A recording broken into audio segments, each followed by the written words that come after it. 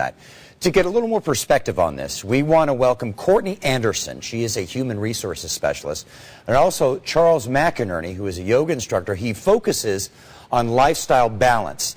And Courtney, I'd like to start with you. First of all, thanks for joining us, both of you. You know, in James's story, some of these European countries have a lot of days off, mandated vacation. Courtney, it seems to work for them. Why couldn't it work for us? What's wrong with that, doing it that way?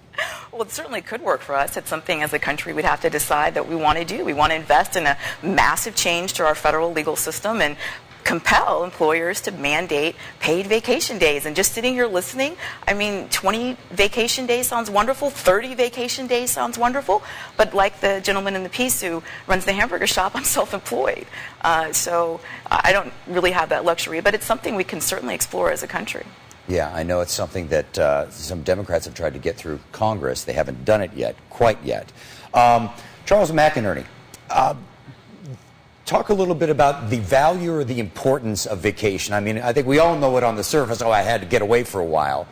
But does it go beyond that, the value of going on vacation or taking time off? Yes, it does.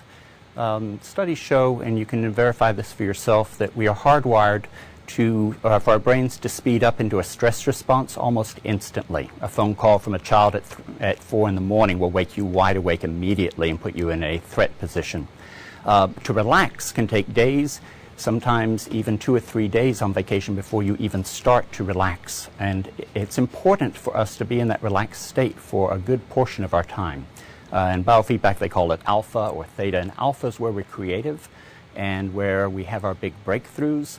And when we move up into a fast frequency, as in beta, which is a stress response, which occurs when we're overworked, we tend to make more cognitive mistakes.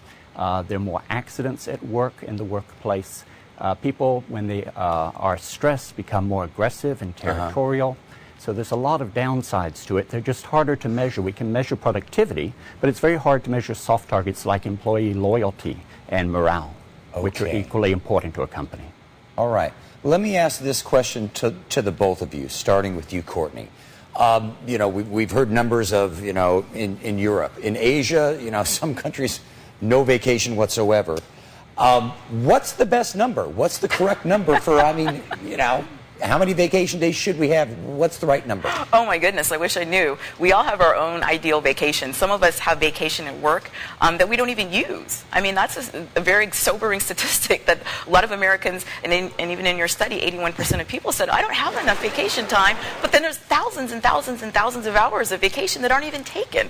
I certainly agree that for the stress, a lot of us want to look at all their alternatives. Maybe we can't afford to take a vacation, but we can take a little mental vacation or do something that we enjoy. I think right now the focus of our legislation should be on creating jobs. And I think after we kind of get our economy back on its feet and companies have enough money to hire extra full-time employees, then we can talk about adding extra wonderful, I mean absolutely wonderful benefits like paid vacation where we can go and get into that alpha It's rest. a wonderful thing. It sounds wonderful. Yes.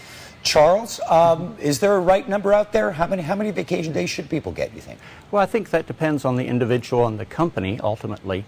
However, I think companies and individuals tend to be a little short-sighted.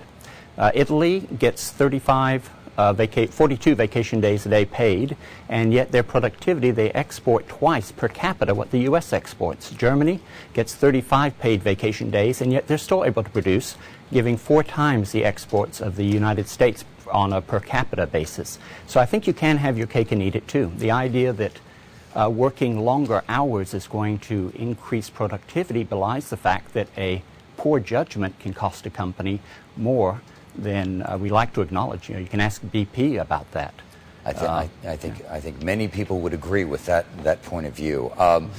Charles McInerney and Courtney Anderson, we want to thank you both for coming by and lending your expertise to this ongoing debate that people would like to see more of. Thank you both very much for coming in.